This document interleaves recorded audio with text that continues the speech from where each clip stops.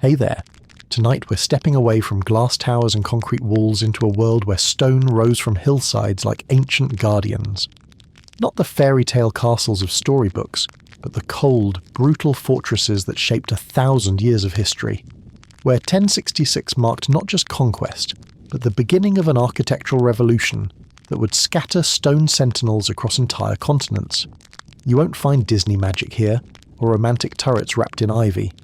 Just the raw truth of limestone and mortar, of walls built not for beauty but for survival, of men who carved their dominance into bedrock and left it standing for a millennium. These are the stories of stone that refused to fall, of builders who thought in centuries, not seasons. If this kind of architectural storytelling helps you rest, feel free to like the video and subscribe, but only if it actually brings you peace. Let me know in the comments where you're listening from and what time it is. It's oddly comforting to know who else is drifting off to the same slow march through medieval stone and mortar. Tonight we'll walk through halls where kings once plotted and peasants once cowered. We'll witness the birth of fortresses that took decades to build and centuries to perfect. We'll see how fear and ambition, mixed with lime mortar and local stone, created some of humanity's most enduring monuments. So dim the lights.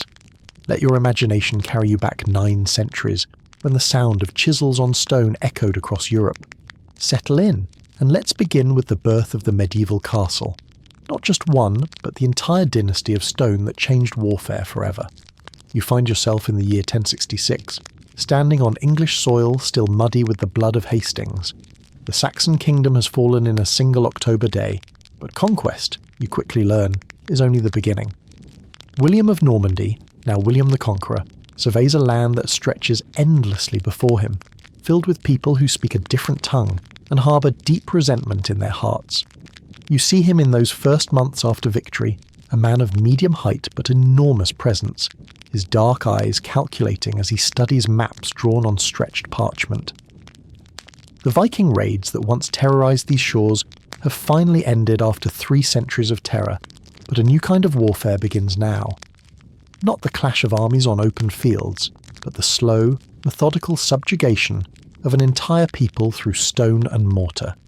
You witness the birth of an idea that will reshape not just England, but all of medieval Europe. William understands what his predecessors did not, that true conquest comes not from winning battles, but from making the conquered believe they cannot win. And so, in the bitter winter of 1067, barely a year after Hastings, he makes a decision that will echo through centuries of stone. The old Saxon way of war is finished. You watch as the last wooden burrs, those circular earthwork fortifications that protected Saxon communities, prove useless against Norman tactics.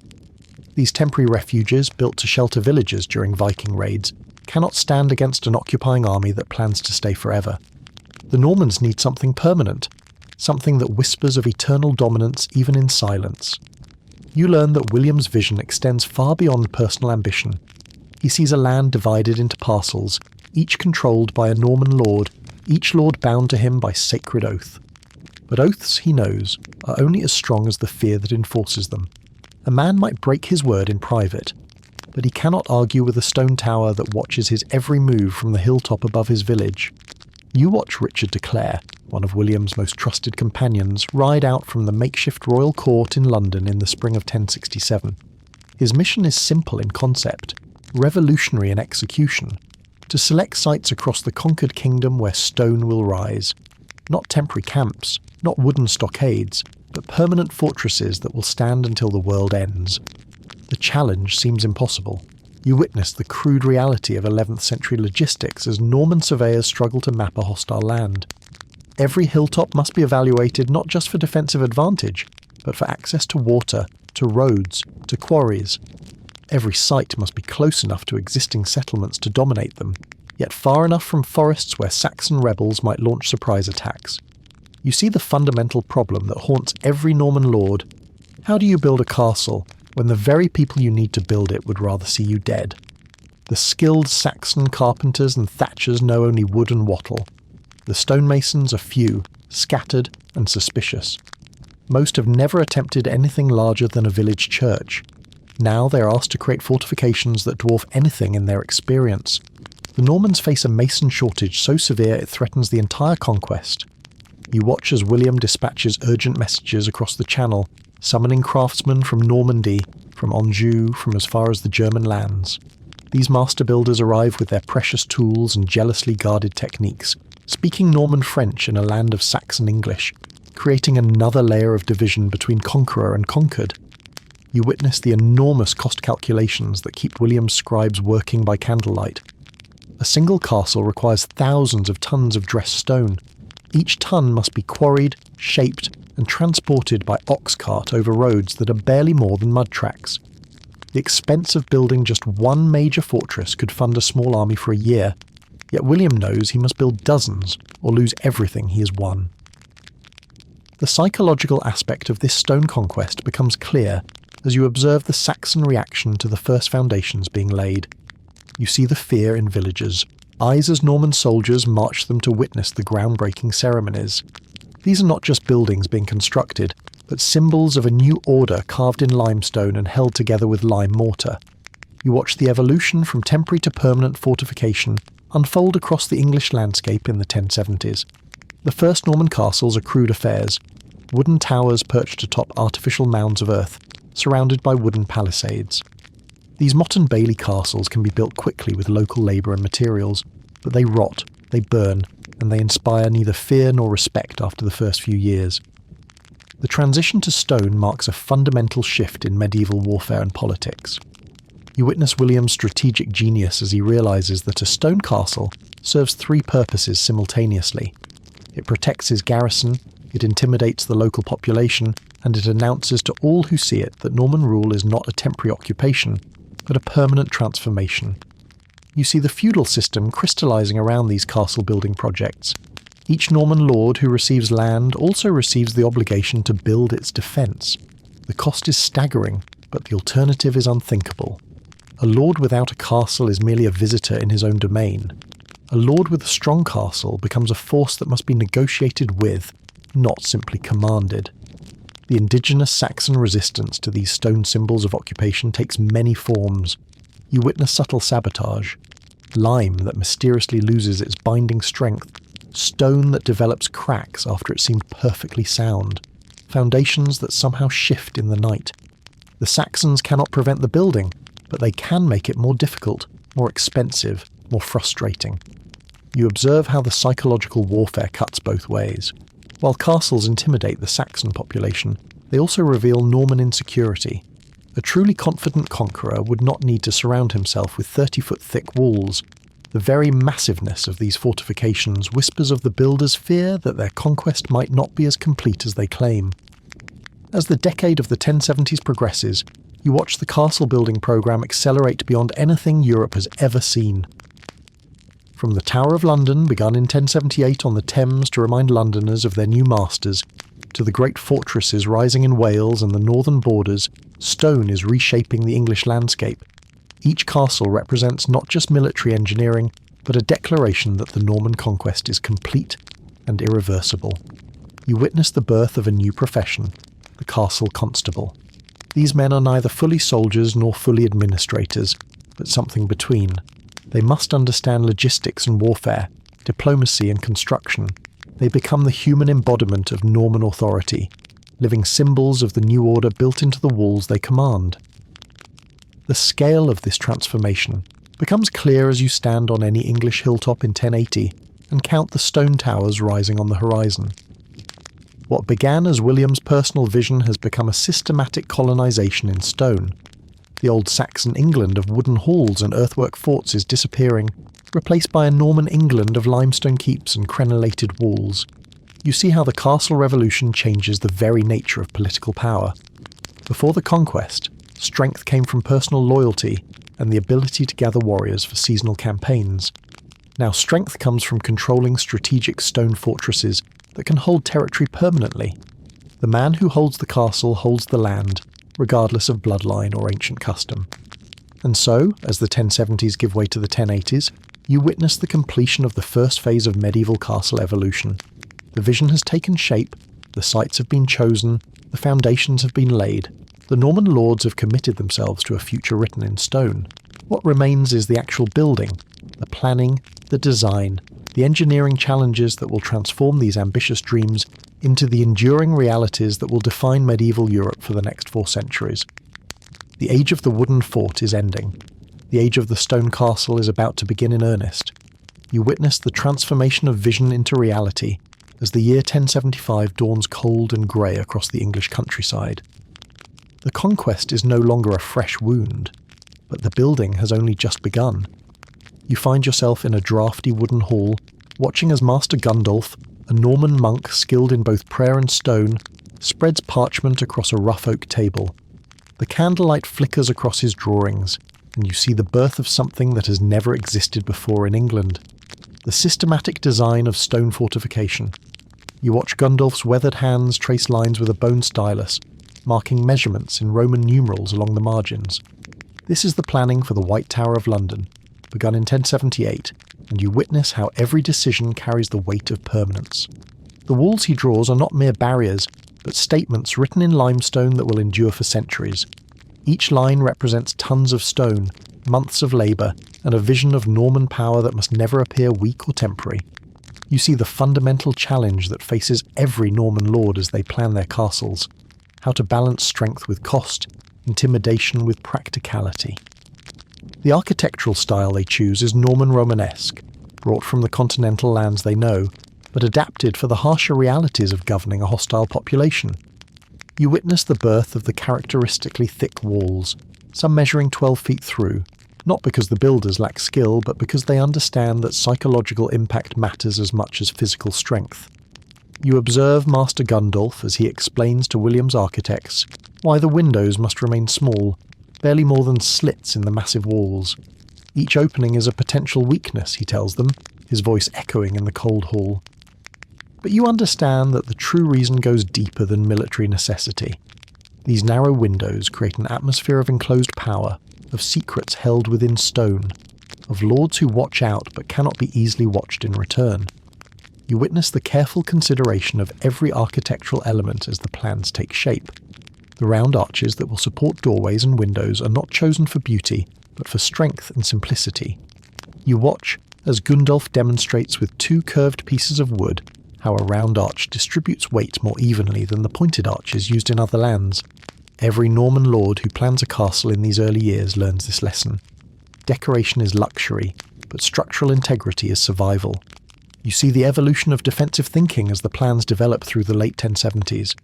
The earliest Norman castles in England are simple square keeps, towers of stone rising 4 or 5 stories above their foundations. But you witness the birth of more sophisticated designs as the builders learn from experience. Master Aelnoth, working on the early plans for Windsor Castle in 1070, shows you how the concentric castle concept begins to emerge. Walls within walls, each ring of defence supporting the next. You watch the detailed planning sessions where Norman engineers calculate sight lines with mathematical precision, unknown to Saxon builders. They stretch cords from the proposed tower tops to mark exactly how far a crossbow bolt can fly, how much ground a single archer can command from each window. You witness them walking the proposed castle sites at dawn and dusk, noting how shadows fall, where blind spots might hide attackers, how the changing light affects a defender's ability to identify friend from foe. You observe the birth of innovations that will define medieval warfare for centuries. In a planning session for Rochester Castle in 1077, you watch Master Gundulf sketch the first murder holes, openings in the ceiling of the gatehouse through which defenders can drop stones, boiling water, or worse, onto attackers below. The hole appears innocent in the drawing, just a small circle, but you understand that it represents a fundamental shift from defensive to actively deadly architecture. You witness the careful planning of spiral staircases, a detail that seems minor but reveals the sophisticated military thinking of these Norman architects. Master Robert, planning the stairs for Warwick Castle in 1068, explains to the local lord why every staircase must spiral clockwise as it ascends. You watch him demonstrate with his own sword how a right-handed defender coming down the stairs has room to swing his blade, while a right-handed attacker climbing up finds his sword arm cramped against the central pillar. You see the planning of more mundane, but equally important innovations, the guardrobe waist systems that will make castle life bearable for the highborn occupants. You witness Master Gundulf sketching the carefully angled chutes that will carry waste down through the thick walls to drop into the moat or a pit far below. This is not glamorous architecture, but it reveals the Norman understanding that a castle must be a home as well as a fortress, a place where lords can live in comfort while projecting power. You observe the crucial decisions about materials that will determine not only the castle's strength, but its very appearance. The master masons spread samples of stone across their planning tables: grey limestone from local quarries, creamy cairn stone shipped at enormous expense from Normandy, harder sandstone that can be carved with finer detail. You watch them test each stone's strength by striking it with iron hammers, listening to the sound it makes, examining how it splits under pressure. You witness the economic calculations that accompany every material choice. Local limestone costs a fraction of imported stone, but it weathers differently, takes mortar differently, carries different connotations of prestige. You see Master Gundulf explaining to William himself why the White Tower must use imported cairnstone despite the crushing expense. Because this castle will be seen by every important visitor to London, and the quality of its stone will speak of Norman power before a single word is exchanged. You watch the development of mortar recipes with the intensity of alchemical experiments. The master masons guard their formulas jealously, mixing lime and sand in ratios they refuse to write down. You observe them testing different combinations: lime burned from local chalk, sand from riverbeds versus sand from beaches, the addition of crushed pottery to improve binding strength. Each batch is tested by letting it cure for weeks, then striking it with hammers to see how it holds. You witness the planning of lead roofing systems that will protect the great halls and chambers within the stone shells. Master craftsmen from Normandy demonstrate how sheets of lead can be cut, shaped, and soldered together to create waterproof coverings that will last for centuries. You see them calculating the weight these lead roofs will add, the additional support needed in the walls below, the drainage systems required to channel rainwater safely away from the foundations. You observe the site preparation planning that must precede any construction. You follow surveying parties as they examine proposed castle locations with instruments brought from the continent. Plumb lines, measuring rods, water levels made from leather tubes filled with liquid. You watch them test the soil by digging exploratory pits, checking for bedrock, examining how water drains after rain, noting which direction the prevailing winds blow. You witness the planning for hilltop clearing operations that will reshape entire landscapes. Master Aelnoth, planning Windsor Castle, shows you how hundreds of ancient oak trees must be felled not just to clear the building site, but to eliminate cover that might shelter attackers. You see him calculating how the timber from these trees can be used in the construction itself, for scaffolding, for roof beams, for the massive doors that will seal the castle entrances. You watch the planning of foundation work that will reach down through soil to solid bedrock. The master masons explain how foundations for walls this thick and high cannot simply rest on earth, but must be anchored to the living rock beneath. You observe them planning excavations that will go down 20 feet or more, requiring the removal of tons of soil before a single stone can be laid. You witness the crucial planning of water supply systems that will determine whether a castle can survive a siege. Master engineers study the sites with special attention to springs, wells, and the routing of streams. You watch them planning elaborate cistern systems to collect and store rainwater, calculating how much water a garrison of 50 men will need to survive a siege lasting months. You see the integration of natural rock formations into the castle designs, turning the living stone of hilltops into parts of the defensive walls themselves. At sites like Edinburgh, where castles will rise on volcanic rock, you watch the planners mapping every crevice and outcropping, designing walls that seem to grow naturally from the stone beneath them. You observe the mathematical precision that governs every aspect of castle design. Master Gundulf uses geometric principles learned in the monasteries of Normandy, creating proportions based on sacred ratios. You watch him demonstrate how the height of a wall relates to its thickness, how the spacing of towers creates overlapping fields of defensive fire, how the angles of approach routes can be calculated to give defenders maximum advantage.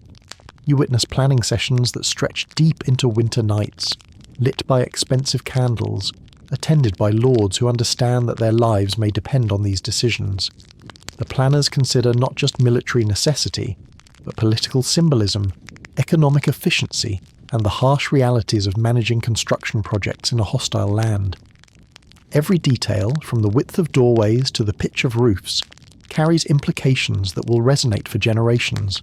And so, as these planning sessions conclude in the early months of 1076, you witness the completion of designs that will shape the English landscape forever.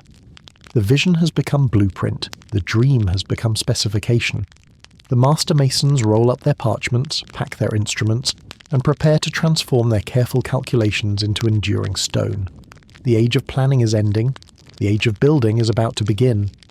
You witness the transformation from planning to reality on a crisp morning in October, 1078, as the first ceremonial stone of the White Tower is blessed by Archbishop Lanfranc himself. The parchment plans have been rolled away, the surveying instruments packed, and now you see the birth of something that will outlast kingdoms. Master Gundulf stands beside the foundation trench, his hands still stained with ink from his final calculations, watching as oxen strain to position a cornerstone that weighs more than 20 men. You observe the careful choreography of this beginning as dozens of workers arrange themselves around the construction site.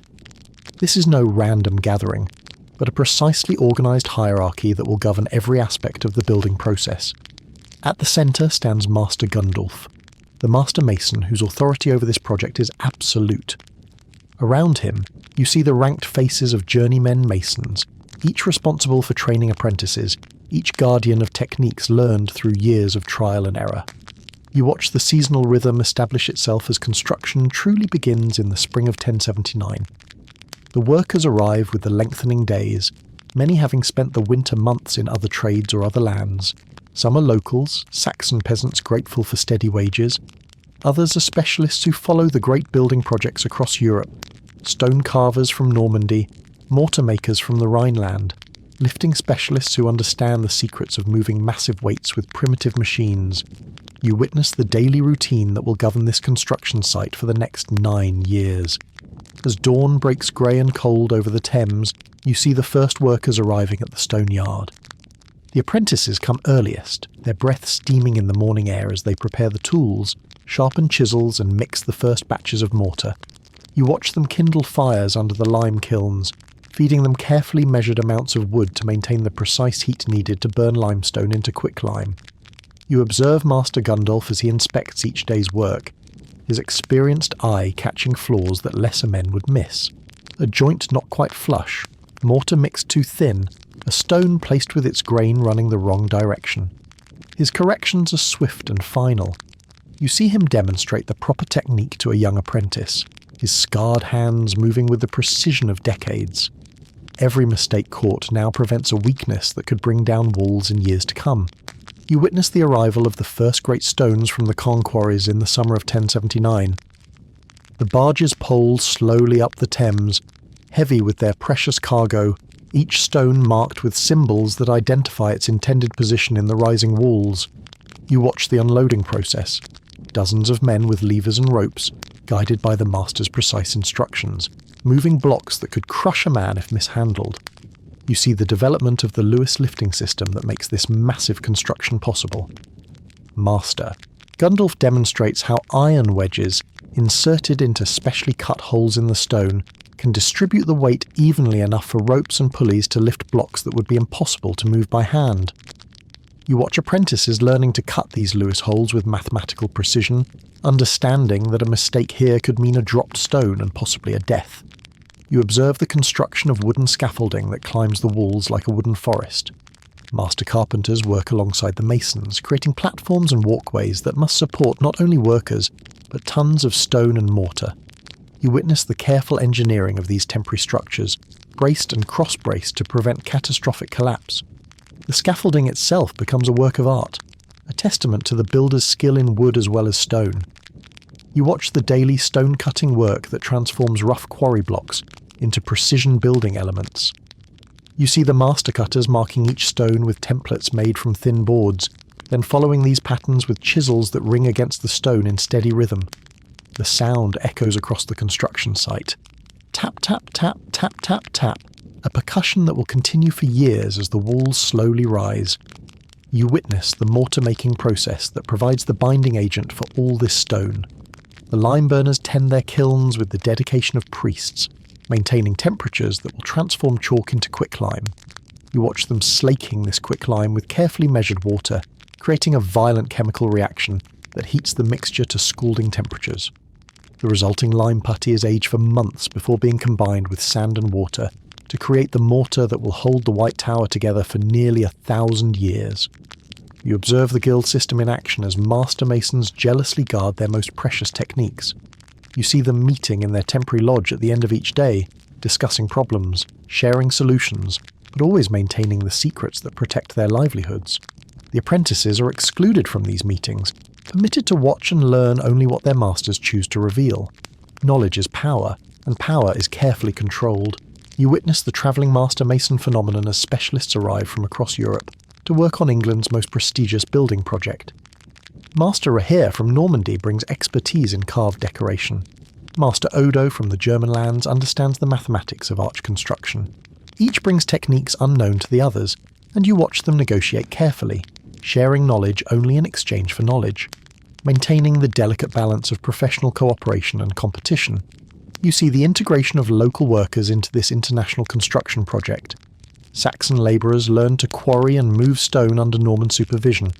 You watch the gradual development of trust as English hands prove capable of the most delicate work. Cultural barriers slowly erode in the face of shared craftsmanship, though the language barriers remain formidable. You observe the seasonal construction patterns that govern all medieval building.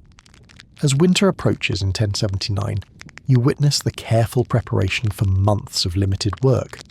Stones are cut and stockpiled under protective shelters. Mortar ingredients are stored in covered sheds.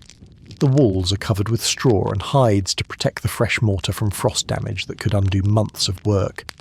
You watch the winter shutdown rituals as workers disperse to their seasonal occupations. Many return to farming, others to crafts that can be practiced indoors. The master masons often travel to other sites, carrying their expertise to new projects. Only a skeleton crew remains through the cold months, maintaining the site, protecting completed work, preparing for the return of full construction in spring. You witness the spring renewal as workers return with the warming weather. The construction site comes alive again with the sounds of chisels and hammers, the creak of scaffolding, the shouts of men coordinating heavy lifts. You see Master Gundulf inspecting every inch of work completed before winter, checking for frost damage, settling, or any compromise of structural integrity. You observe the apprentice training system that ensures the continuation of building skills. Young men, some barely in their teens, work alongside experienced craftsmen, learning not through formal instruction but through observation and gradually increasing responsibility. You watch a boy progress from mixing mortar to cutting simple stones, to understanding the complex geometry of arch construction. You witness the payment systems that sustain this massive workforce. Most workers receive their wages in food and lodging rather than coin. You see the daily distribution of bread, ale, and pottage that keeps the construction crews fed. The master masons receive higher quality fare and actual silver coins, but even they are often paid in grants of land or rights rather than immediate currency. You watch the tool-making and maintenance that supports the construction work. The site blacksmith works constantly, forging new chisels, repairing damaged tools, creating the specialized implements needed for stonework. You observe the careful attention given to tool steel, the precise tempering that creates edges hard enough to cut stone but not so hard they shatter under impact. You see the development of construction techniques that will influence castle building for centuries. The method of laying stones in courses, each row perfectly level and bonded to its neighbours. The creation of rubble-filled cores within thick walls, saving expensive dressed stone while maintaining strength. The integration of timber tie rods that prevent walls from spreading under their own weight. You witness the gradual rise of the Great Tower through the construction seasons of 1079, 1080 and 1081. Each level requires months of careful work as walls must cure and settle before the next course can be safely added. You watch the tower growing against the London sky, its pale Caen stone a visible reminder of Norman power to everyone who travels the Thames. You observe the construction of the Great Hall within the rising walls, a space that will host royal feasts and councils. The roof timbers are massive oak beams, each one selected and shaped by master carpenters who understand both structural engineering and aesthetic proportion. You watch these beams lifted into place with elaborate pulley systems, a process that requires dozens of workers and could kill many if something goes wrong. As the construction of the White Tower enters its fifth year in 1083, you witness a building site that has become almost a permanent community. Workers know each other's skills, temperaments, and family situations. Romances have bloomed between craftsmen and local women. Children play among the stone piles, learning the rhythms of construction from infancy. You see the careful quality control that ensures this massive investment in stone and labour will create a structure worthy of royal use. Every stone is inspected before placement, every joint is checked for tightness, every batch of mortar is tested for strength. Master Gundulf's reputation and future employment depend on the perfection of this work, and he tolerates no compromise. And so, as the seasons cycle through their ancient rhythm, and the walls of the White Tower climb steadily toward their final height, you witness the establishment of construction patterns that will govern castle building throughout the medieval period. The organisation of labour, the seasonal rhythms, the integration of international expertise with local skill. All of these elements come together in these early years to create not just individual castles, but an entire tradition of monumental construction that will define European architecture for centuries to come. The foundation work is complete. The walls are rising steadily. The greatest challenges of medieval construction engineering are about to begin. You witness the true test of medieval engineering as the White Tower enters its most challenging phase in the winter of 1081. The walls have risen 20 feet above their foundations, and now the crushing weight of limestone begins to reveal the flaws in human ambition. You watch Master Gundulf standing in the bitter morning air, studying a hairline crack that has appeared in the eastern wall overnight. This single crack represents months of potential delay, thousands of pounds of wasted expense, and the possibility that his entire reputation could crumble along with his walls. You observe the engineering crisis that threatens to destroy 4 years of careful work. The foundation on the eastern side, built over what appeared to be solid earth, has begun to settle unevenly under the enormous weight above. You see Master Gundulf's weathered hands tracing the crack with infinite care, understanding that this is not merely a cosmetic problem, but a structural failure that could bring down the entire eastern wall if left uncorrected. You witness the emergency engineering conference that convenes in Master Gundulf's temporary lodge that same evening. By candlelight, the master masons spread their parchment plans across rough wooden tables, their faces grave as they confront the mathematics of disaster. The eastern wall, they calculate, bears a load of nearly 800 tons distributed across foundations that have proven inadequate for the task. Something must be done, and quickly, before the spring rains make the situation worse. You watch the development of a solution that will become standard practice in medieval construction, the buttressing system that redistributes structural loads. Master Gundulf sketches modifications to his original design, showing how massive stone buttresses built against the exterior walls can transfer some of the crushing downward force into the more stable foundations on either side. It is elegant engineering born of desperate necessity. You observe the back-breaking work required to implement this solution through the harsh winter of 1081-1082. Workers must excavate new foundation trenches in frozen ground, cutting through earth that rings like iron under their picks. You watch them working by torchlight when the short winter days provide insufficient illumination, their breath forming clouds in the bitter air as they race against time and weather. You witness the material transportation challenges that nearly overwhelm the project as construction enters its 6th year. The demand for stone has grown beyond anything the original contracts anticipated. Local quarries, stripped of their best limestone, now yield stone of inferior quality. You see Master Gundulf rejecting entire cartloads of building material, stones that show hairline cracks or weather poorly, understanding that inferior materials used now will create catastrophic failures in decades to come. You watch the desperate search for new stone sources that take surveyors ranging 50 miles from London. They test quarries in Kent, in Sussex, even considering the expensive option of importing additional stone from the Caen quarries in Normandy. Each potential source must be evaluated not only for stone quality, but for the brutal logistics of transportation across primitive roads that turn to impassable quagmires with every heavy rain. You observe the ox cart caravans that struggle through the muddy tracks of medieval England, each cart carrying barely 2 tons of dressed stone behind teams of oxen that strain against their yokes. The roads, little more than ancient trackways widened by use, become ribbons of churned mud that can trap a loaded cart for days. You see entire construction seasons, disrupted when spring rains make the roads impassable for months at a time. You witness the engineering of transportation solutions that rival the castle construction itself in complexity.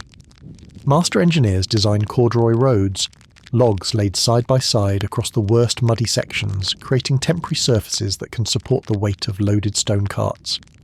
You watch hundreds of workers felling oak trees and laying them in precise patterns, understanding that without these roads the castle construction would simply stop. You see the development of river transport systems that make large-scale stone delivery possible. Barges specially designed for heavy cargo pole slowly up the Thames, each one carrying 20 times what an ox cart can manage. You watch the careful loading of these vessels, stones positioned to balance the weight and prevent catastrophic shifting that could sink a barge and its precious cargo in the muddy waters of the Thames. You observe the on-site quarrying operations that supplement the imported stone deliveries. Workers open new pits in the hills around London, following veins of limestone deeper into the earth as the surface deposits are exhausted.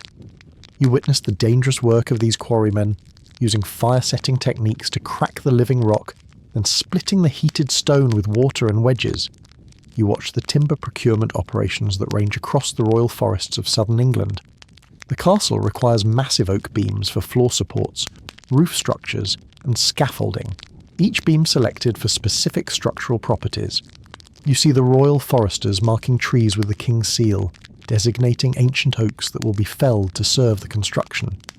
The sound of axes echoes through woodlands that have stood undisturbed since Roman times. You witness the construction timeline stretching beyond all original estimates, as each phase reveals new challenges. What Master Gundulf planned as an 8-year project extends to 10 years, then 12, as engineering problems compound with material delays and seasonal setbacks. You see him revising his schedules year after year, explaining to increasingly impatient royal officials why the Great Tower cannot be rushed without compromising its structural integrity. You observe the priority construction decisions that determine which parts of the castle can be completed first. The Great Keep must be finished before work can begin on the curtain walls, because the keep's foundations anchor the entire defensive system. You watch workers concentrating their efforts on this central structure, while the planned outer fortifications remain nothing more than surveyors' stakes in the ground. You witness the seasonal work patterns that govern every aspect of construction. Spring brings the renewal of intensive building activity, but also the return of problems that winter has hidden or worsened. You see Master Gundulf's crews spending the first weeks of each building season repairing frost damage, replacing mortar joints that have failed during the freeze-thaw cycles, rebuilding sections of wall that have shifted during the winter months. You watch the summer construction seasons when work proceeds at maximum intensity. The long days allow construction from dawn to dusk, and the warm weather keeps mortar workable and workers comfortable.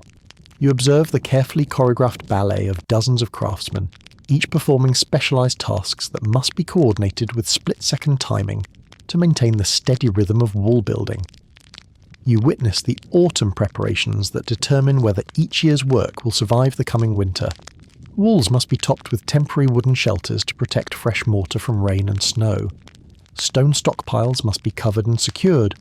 Tools must be cleaned, sharpened, and stored to prevent rust damage during the months when construction nearly stops. You observe the foundation collapses that plague castle construction throughout England in these early decades. At Windsor Castle in 1075, you watch in horror as an entire section of curtain wall foundation gives way during spring flooding, sending months of careful work tumbling into the muddy excavation. The disaster requires not only rebuilding the failed section, but redesigning the drainage systems that should have prevented the collapse. You witness the human cost of these massive construction projects as workplace accidents claim their steady toll. You see workers crushed by falling stones, scaffolding collapses that kill and maim, lime burns that blind men who work too carelessly with the caustic mortar ingredients. Master Gundulf maintains careful records of these casualties, understanding that experienced workers cannot be easily replaced and that every death represents both human tragedy and project delay. You watch the material quality crises that threaten structural integrity throughout the construction process. Stones that appeared sound when quarried develop cracks when subjected to the stress of wall construction. Mortar batches fail to cure properly, forcing the demolition and rebuilding of entire wall sections. Timber beams warp or crack under load, requiring emergency replacement before catastrophic structural failure occurs. You observe the weather disasters that can undo years of careful work in a single storm. The Great Tempest of 1084 damages scaffolding and temporary roofing across dozens of construction sites throughout England. You witness workers spending entire construction seasons not building new work, but repairing storm damage, replacing materials, and reinforcing structures that proved inadequate against nature's assault. You see the unique defensive vulnerability that castle construction creates for its builders. While building walls intended to provide protection, the construction sites themselves become attractive targets for raiders and rebels. You watch the elaborate temporary wooden fortifications that surround each castle construction site, creating castles to protect the building of castles. You witness the development of construction security measures that become as important as the building work itself. Armed guards patrol the stone yards and tool storage areas. Workers are organised into defensive units that can quickly transform from construction crews into garrison soldiers if the site comes under attack. The master masons learn to plan not only structural engineering but tactical defence of their vulnerable building sites. You observe the ingenious solutions that medieval engineers develop for the massive engineering challenges they face.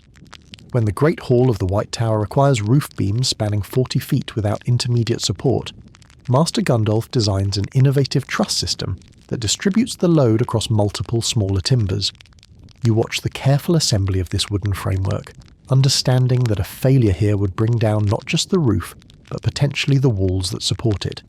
You witness the water supply engineering that requires its own specialised expertise. Castle wells must be dug through solid rock to reach groundwater that will remain pure during sieges lasting months.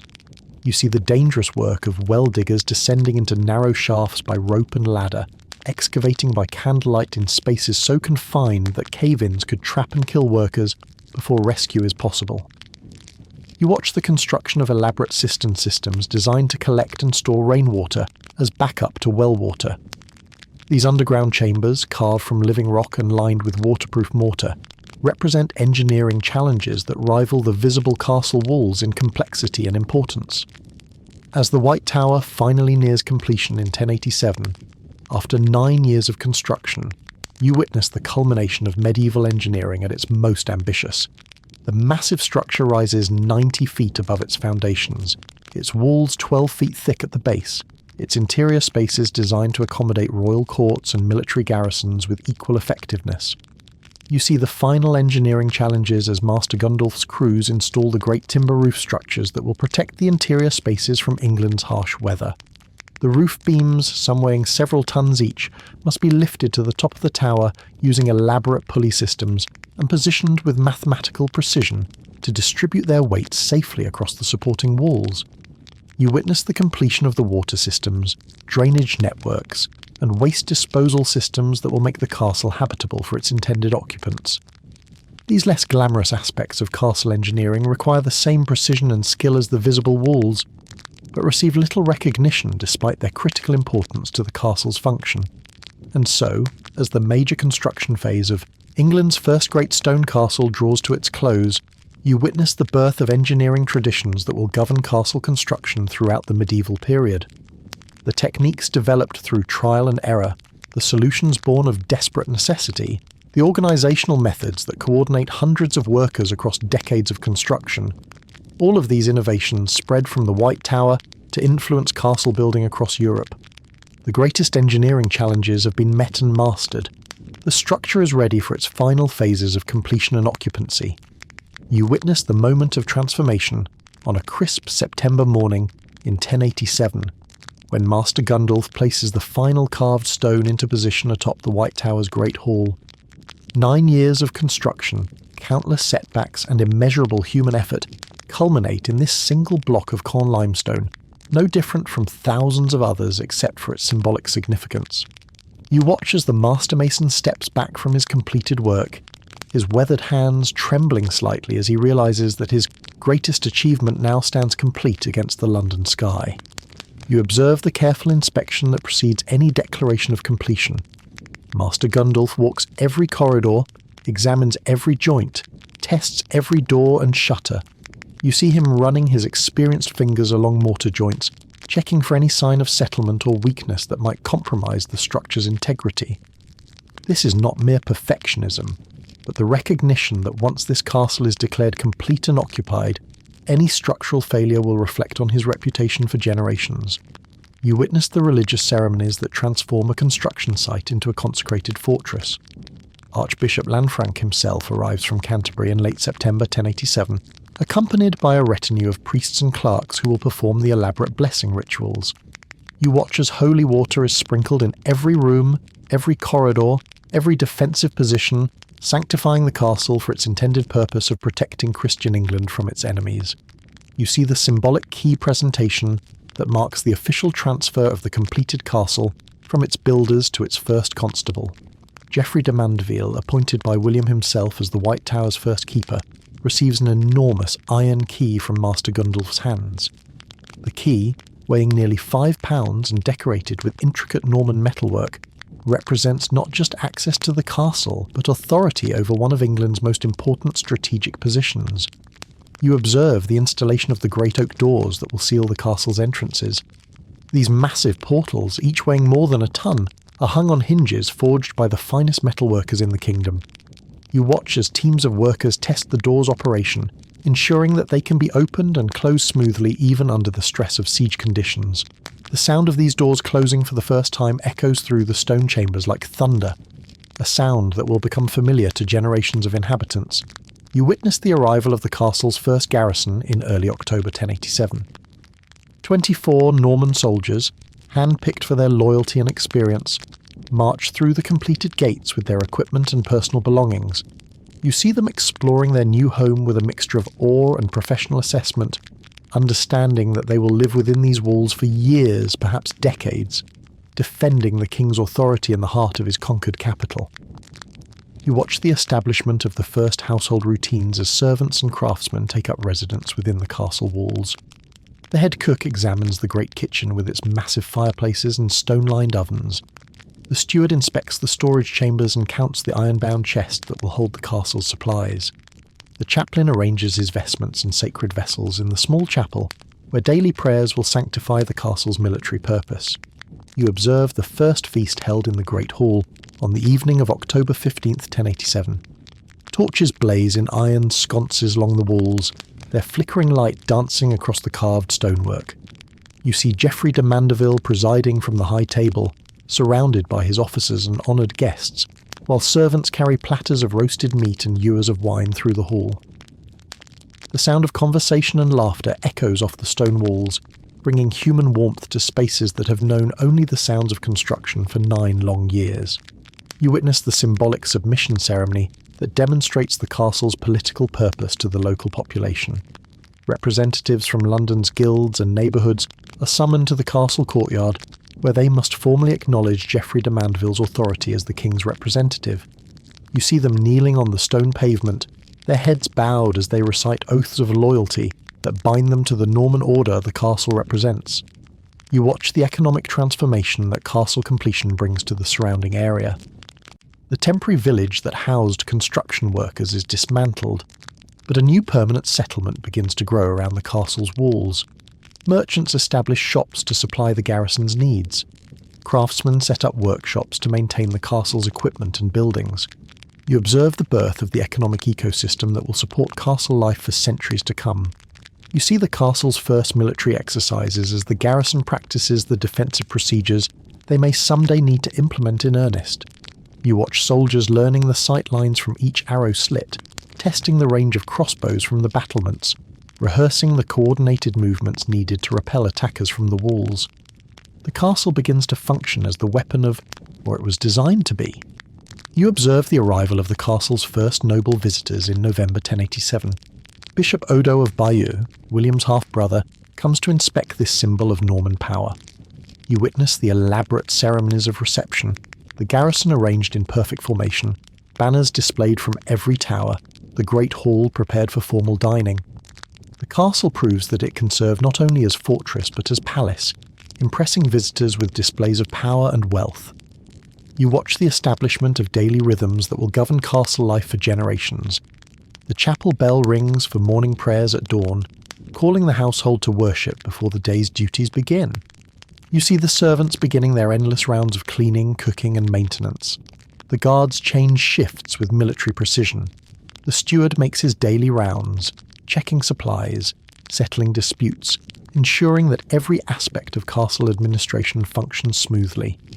You witness the first night spent by a family within the completed walls as Geoffrey de Mandeville's wife and children arrive from Normandy in December 1087. You see them exploring their new home with wonder and some trepidation, understanding that they are pioneers in a new way of aristocratic life. The castle chambers, designed for defence rather than comfort, must be made livable through the addition of tapestries, braziers and furniture brought from their Norman estates. You observe the winter preparations that test the castle's ability to sustain its inhabitants through the harsh months ahead. Stores of grain, salted meat and ale are carefully inventoried and rationed. You see the great fireplaces blazing day and night, consuming enormous quantities of wood to keep the stone rooms habitable. The castle proves its worth as shelter as well as fortress, protecting its inhabitants from the bitter winds that howl across the Thames. You watch the completion ceremonies at other castles across England as the Norman building programme reaches fruition. At Windsor Castle, completed in its first phase by 1080, you witness King William himself presiding over the inaugural feast. The Great Hall fills with the highest nobility of the realm, their presence sanctifying the castle's role as a royal residence as well as military stronghold. You see the consecration of Warwick Castle in 1068, one of the earliest completions in the Norman programme. The local population watches from a respectful distance as Norman priests bless the walls that will dominate their lives for centuries to come. You observe their mixed reactions, awe at the massive construction, resentment at its symbolic meaning, resignation to the new order it represents. You witness the unique challenges faced by the first castle inhabitants as they adapt to life within stone walls. The acoustic properties of stone corridors mean that conversations carry farther than expected, creating privacy concerns that must be managed through new social protocols. The cold, damp air requires changes in clothing and heating practices. You see families learning to live in spaces designed primarily for military rather than domestic purposes. You observe the establishment of the castle's role in local governance as the constable begins holding court in the Great Hall. Local disputes are brought before him for judgment. Taxes are collected and recorded by castle clerks. You watch the transformation of military fortress into administrative centre, as the castle becomes the beating heart of Norman local government. You see the first births within castle walls as the garrison families begin to grow. Children born in these stone chambers will know no other life, growing up with the sounds of military exercises and court ceremonies as the background to their daily existence. You witness the beginning of a new generation that will consider castle life normal rather than revolutionary. You watch the seasonal celebrations that bring colour and warmth to the stone chambers. Christmas, 1087, sees the Great Hall decorated with holly and ivy, filled with the sounds of carols and the scents of spiced wine. Easter brings religious processions through the castle courtyards. These celebrations help transform the military fortress into a true home for its inhabitants. You observe the castle's integration into the broader network of Norman fortifications as messages and supplies flow between castles across England. You see mounted messengers arriving at all hours, carrying communications that coordinate military and political activities across the kingdom. The castle becomes a node in the communications network that holds the Norman realm together. You witness the development of castle-specific crafts and services as specialised workers adapt their skills to the unique requirements of fortress life. Armourers learn to work in the confined spaces of castle forges. Cooks adapt their techniques to the massive fireplaces and stone ovens. You see the evolution of expertise that will support castle civilization for centuries. You watch the first diplomatic receptions held within the completed walls as foreign envoys arrive to negotiate with Norman officials. The castle's impressive architecture serves as a backdrop for international diplomacy, its massive walls and rich furnishings designed to intimidate visitors while demonstrating Norman power and wealth. You observe the establishment of the castle's archives as clerks begin maintaining the records that will document centuries of administration. Parchment rolls, recording land grants, tax collections and judicial decisions accumulate in iron-bound chests. You see the beginning of the documentary culture that will preserve the castle's history for future generations. As winter gives way to spring in 1088, you witness the full transformation of the White Tower, from construction site to living fortress. The last traces of scaffolding have been removed, the stoneyards cleared, the temporary buildings demolished.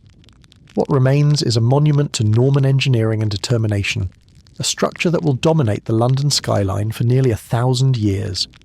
You see the castle settling into its permanent role as the visible symbol of Norman authority in England.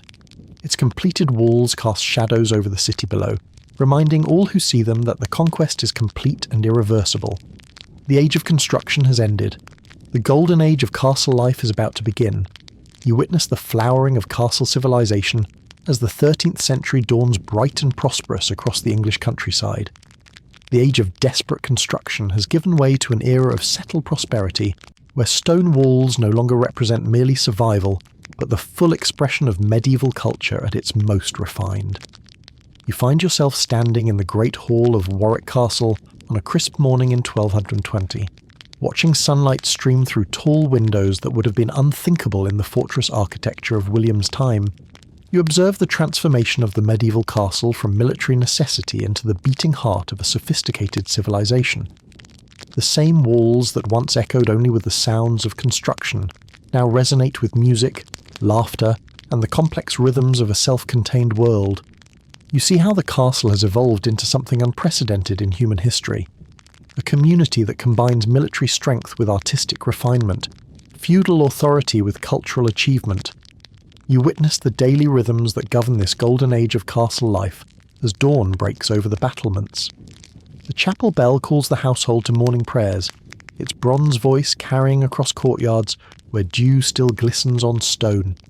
You watch the castle stirring to life, servants hurrying through corridors with pitchers of water, stable boys leading horses to drink at stone troughs, kitchen maids carrying baskets of eggs from the hen houses built within the protective walls. You see the complex social hierarchy that governs every aspect of castle existence. At its apex sits the Lord himself, Earl William de Beauchamp, whose word is law within these walls and whose presence transforms any gathering into a formal court. Below him ranks the elaborate pecking order of medieval society, his family and noble guests, the castellan and senior officials, the chaplain and clerks, the sergeants and men-at-arms, down to the humblest scullery maids who scrub pots in the castle kitchens. You observe the great hall in its full glory as the centre of castle life.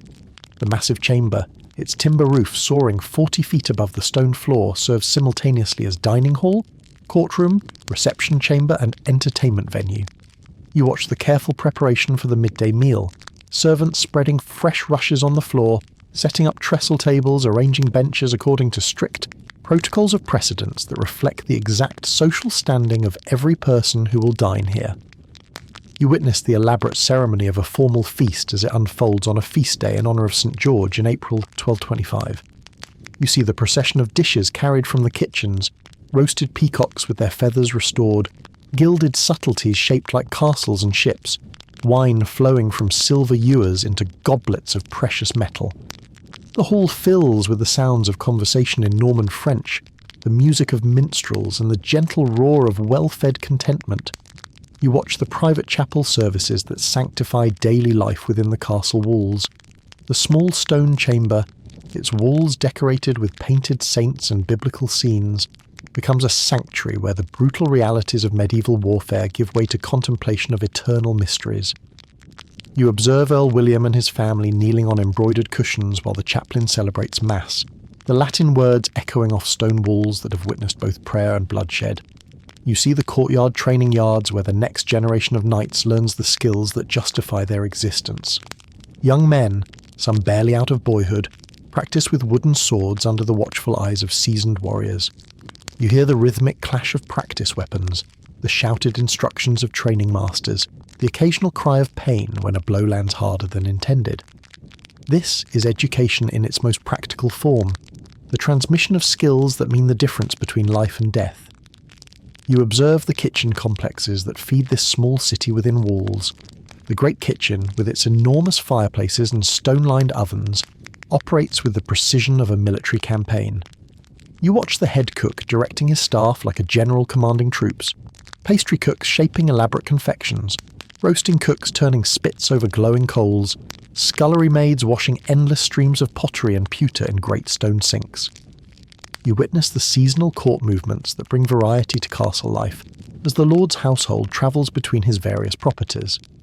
You see the elaborate preparations required to move an entire court, wagons loaded with furniture and tapestries, pack animals carrying chests of clothing and documents, armed escorts protecting the valuable procession as it winds along muddy medieval roads between one castle and another. You watch the castle functioning as the centre of a local governance, its great hall transformed into a court of law, where the Earl dispenses justice to his tenants and vassals. You see peasants and merchants presenting their disputes for judgment, their caps in their hands as they stand before the high table where their lord sits in ermine-trimmed robes. The decisions made here affect the lives of thousands of people scattered across the Earl's vast estates. You observe the cultural significance of the castle as it serves as a symbol of feudal authority that extends far beyond its physical walls. Travellers approaching across the countryside see its towers rising above the horizon like a stone crown, announcing the presence of established power. You understand how the castle's very existence shapes the political and social landscape for miles in every direction. You witness the architectural expressions of divine right, as the castle's design reflects the medieval belief that earthly authority mirrors heavenly hierarchy. The Lord's solar, positioned at the highest point of the keep, literally looks down upon all other spaces, while the Great Hall's elevated dais raises the high table above the common dining area. Every stone speaks of an ordered universe where some are born to rule and others to serve. You see the displays of cultural refinement that transform military architecture into artistic achievement. You watch craftsmen installing stained glass windows in the chapel, their jewel-like colours transforming harsh stone chambers into spaces of ethereal beauty. You observe painters decorating wall surfaces with elaborate schemes depicting biblical stories, classical myths, and scenes of contemporary court life. You witness the preparations for a royal visit as King Henry III announces his intention to stay at Warwick Castle in the summer of 1256. The castle transforms into a hive of activity as every surface is scrubbed, every hanging replaced, every service vessel polished to perfection. You see the elaborate staging required to receive a king, the arrangement of state apartments, the preparation of ceremonial meals, the coordination of entertainment worthy of a royal attention. You watch the royal progress as it arrives with all the pageantry medieval ceremony can provide. The king's household fills the castle to overflowing, nobles and clerks, servants and guards, musicians and entertainers. You observe how the castle strains to accommodate this influx of visitors, with guests sleeping in corridors and servants working around the clock to provide adequate service. You see the siege preparations that remind you these walls still serve military purposes despite their cultural refinement. When rebellious barons threaten the realm in 1265, you watch Warwick Castle preparing for potential attack. You observe the stockpiling of food and weapons, the reinforcement of gates and walls, the careful planning required to sustain the garrison and its dependents through a prolonged siege. You witness the wedding celebrations that transform the castle into a theatre of joy and festivity. When Earl William's daughter marries the Earl of Oxford in 1270, you see the great hall decorated with silk hangings and flowering branches. You watch the elaborate ceremonies, the exchange of vows in the chapel, the wedding feast that lasts from noon until midnight, the dancing that continues until dawn in the torchlit courtyard. You observe the nightly tournaments that bring the flower of English chivalry to compete within the castle's walls. The courtyards ring with the thunder of hooves and the crash of lances as knights demonstrate their skill in the lists. You see the elaborate pageantry surrounding these events, the display of heraldic banners, the procession of competitors, the ceremonial presentation of prizes to the victors. You watch the castle functioning as a completely self-contained world during the harsh winter of 1278-1279. Snow blocks the roads for months, cutting off contact with the outside world, but life within the walls continues with barely a disruption. You see how the castle's brewhouse produces ale, its bakeries turn grain into bread, its smithies forge necessary tools and repair essential equipment. You witness the complex relationships that develop within this enclosed community. You observe the subtle courtship between a young knight and one of the Earl's daughters, conducted through glances across the great hall and carefully chaperoned walks in the castle gardens. You see the rivalries and friendships among the servants, the political manoeuvring of court officials seeking advancement, the quiet dramas of daily life in close quarters. You see the educational functions the castle serves as young nobles receive training in everything from reading and writing to music and dancing. You watch the Earl's sons learning Latin from the chaplain, practicing courtly behaviour under their mother's guidance, absorbing the complex codes of chivalric conduct that will govern their adult lives. The castle becomes a finishing school for the next generation of England's ruling class. You observe the artistic achievements that flourish within castle walls as patronage supports craftsmen and scholars. You see illuminated manuscripts being created in the castle scriptorium, their golden pages decorated with intricate designs. You watch court musicians composing new songs that celebrate the Earl's achievements and add to the growing repertoire of medieval secular music. You witness the religious observances that sanctify the passage of time within the castle community. The great festivals of the Christian year transform daily routine into celebration. Christmas brings revelry and gift-giving. Easter sees solemn processions and joyful feasting. Harvest festivals thank God for the plenty that fills the castle's storehouses. You watch the seasonal rhythms that govern castle life as surely as they do agricultural work in the surrounding countryside. Spring brings renewed energy and outdoor activities. Summer sees frequent travel and military campaigns. Autumn focuses on harvest and preparation for winter's isolation. Winter draws the community inward for storytelling, crafts, and the intimate pleasures of life by the great hall's roaring fires. You see the castle at the height of its cultural influence as it serves as a model for aristocratic life throughout medieval Europe. Visitors carry reports of Warwick's magnificence to other courts, spreading innovations in architecture, ceremony, and daily life. The castle becomes not just a fortress, but a cultural institution whose influence extends far beyond its physical boundaries. You observe the technological innovations that make this golden age possible. Improved heating systems make stone chambers more comfortable. Better food preservation techniques ensure variety in the diet. Advances in metallurgy produce finer weapons and more beautiful decorative objects.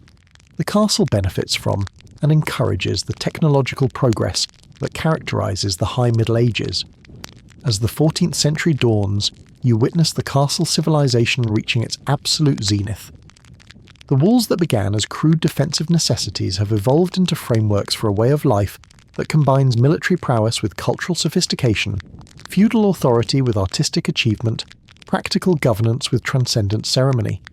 You watch the daily life of Caerphilly Castle in 1320, its massive concentric walls enclosing a community that represents medieval civilization at its most accomplished. The great hall hosts scholars and poets alongside knights and nobles. The chapels resonate with polyphonic music of unprecedented complexity. The courtyards witness tournaments that display chivalric ideals at their most refined. But even in this golden noon of castle civilization, you begin to sense the shadows that will eventually bring this age to its close. The very perfection of castle culture contains the seeds of its own transformation as the world beyond the walls develops in directions that will challenge everything these stones represent. The golden age burns bright, but all ages must end. The trials that will test these walls and the civilization they shelter are already gathering on the horizon. You witness the first great trial of castle civilization as the year 1348 brings horror beyond anything these walls were designed to withstand. The Black Death arrives not with siege engines or battering rams, but as an invisible enemy that stone walls cannot repel. You watch Warwick Castle's great hall, once filled with laughter and music, transform into a place of whispered prayers and desperate remedies as the plague claims its victims without regard for rank or fortune. You see the castle's carefully ordered hierarchy crumble as death stalks through chambers that have known only prosperity. The Earl himself falls ill in September 1348, his fevered body racked with the black swellings that give this pestilence its name. You observe how quickly the elaborate ceremonies of castle life dissolve when faced with mortality that respects no earthly authority. You witness the desperate measures taken to preserve some semblance of order, as half the castle's population succumbs within 6 months. Servants who have tended these halls for generations are buried in hastily dug graves beyond the walls. You watch the survivors, burning the belongings of the dead, not from malice but from the terrible understanding that even silk and gold might carry contagion.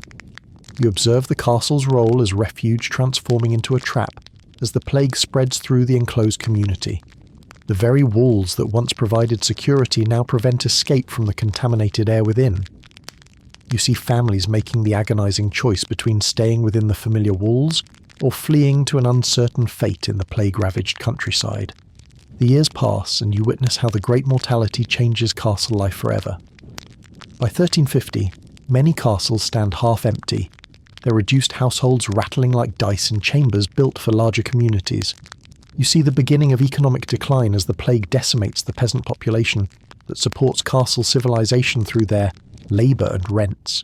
You watch the castle preparing for a different kind of trial as the Wars of the Roses tear England apart in the 1450s. You witness Warwick Castle choosing sides in the dynastic struggle, its walls becoming a staging ground for the political ambitions that will drench England in civil war. The great hall that once hosted peaceful feasts now echoes with the planning of military campaigns that will set brother against brother. You see the siege of 1469 as Yorkist forces surround the castle, their cannons aimed at walls that were never designed to withstand gunpowder weapons. You watch the ancient stones crack under the impact of iron balls, understanding that this marks the beginning of the end for castle warfare. The thick walls that once guaranteed safety now represent only temporary shelter against weapons that make medieval fortification obsolete. You witness the transformation of castle purpose as military technology renders defensive walls meaningless. The great keeps that once dominated battlefields become symbols rather than weapons, their owners forced to adapt to a world where political power flows from royal favour rather than military strength. You observe the religious upheaval of the 1530s as King Henry VII's break with Rome reaches into every castle chapel. You watch centuries-old religious art being destroyed or hidden, ancient traditions abandoned, the spiritual framework that once sanctified castle life swept away by royal decree. The castle chaplains who once provided moral guidance to their communities find themselves navigating treacherous political currents that make wrong choices fatal. You witness the romantic rediscovery of castle civilization as the 19th century brings new appreciation for medieval architecture. The same walls that military men had dismissed as obsolete capture the imagination of poets and artists who see in crumbling towers the romance of a vanished age. You watch Sir Walter Scott's novels inspiring a generation of antiquarians to preserve and restore castles that had stood neglected for centuries.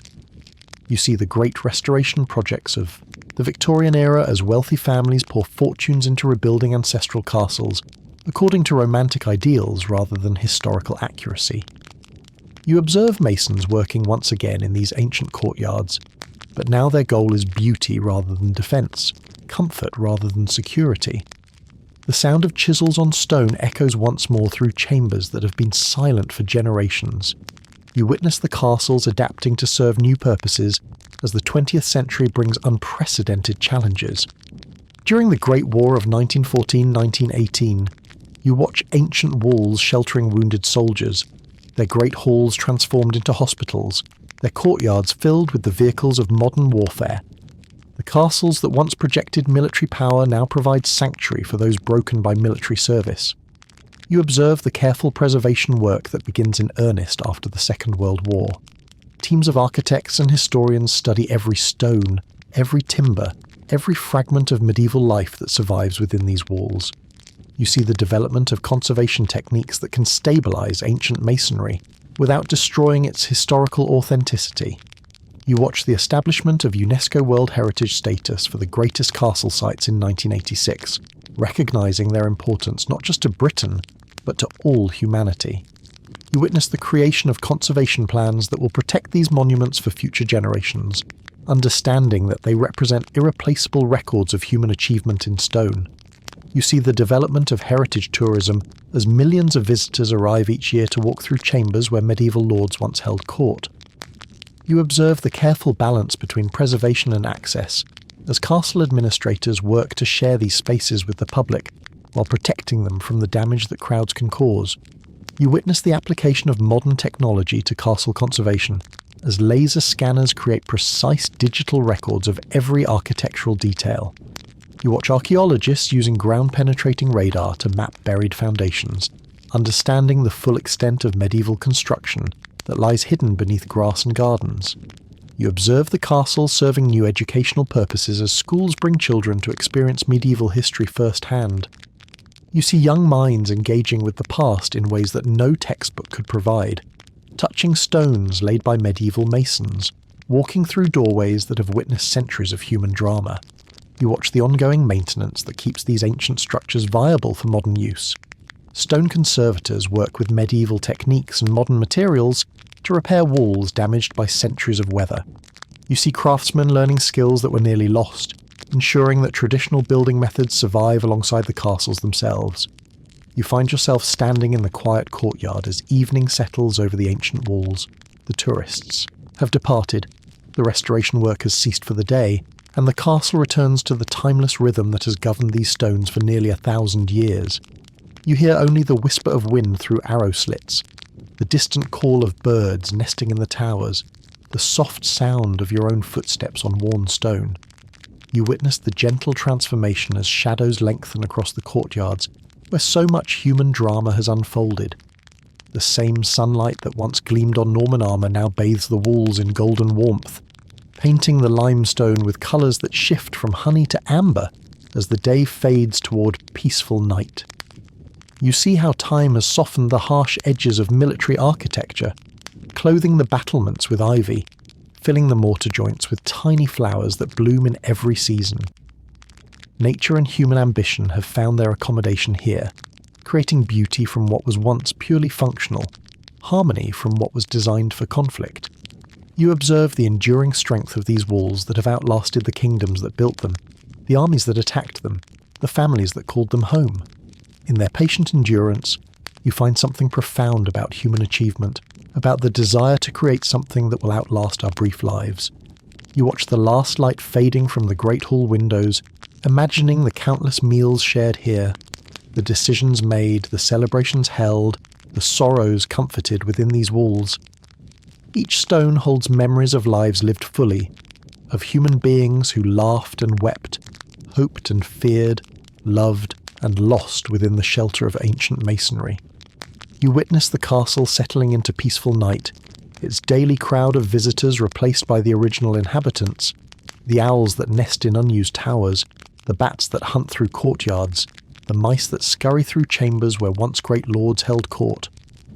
The castle has become sanctuary not just for human history, but for the timeless rhythms of the natural world. You feel the profound quiet that settles over walls that have known both celebration and siege, both the ring of wedding bells and the clash of arms. In this silence, you understand something essential about the human story, that we build not just for ourselves, but for those who will come after, creating shelters for dreams as well as bodies. You see the stars emerging above the battlements, the same stars that guided medieval masons to their work, that witnessed the rise and fall of kingdoms, that will shine long after these stones have finally crumbled to dust. The castle participates in something larger than human history, something that connects the briefest human life to the eternal rhythms of the cosmos. You witness the castle's final gift, the understanding that in creating something beautiful, something enduring, something greater than ourselves, we participate in the ongoing creation of the world. The medieval builders who raised these walls, from quarried stone, achieved a kind of immortality, their names forgotten, but their achievement eternal. And so the castle rests through another peaceful night, its ancient walls holding safe the memories of all who have sheltered here. In the morning, visitors will come again to marvel at medieval achievement. But now, in the gentle hours of darkness, the castle dreams of all the human stories it has witnessed and protected. The stones remember, the walls endure, and in their patient strength you find the peace that comes from understanding our place in the great continuity of human aspiration, one generation building for the next, creating beauty that will outlast our brief time beneath these ancient sheltering stones. Sleep well. The castle watches over all who rest within its shadow.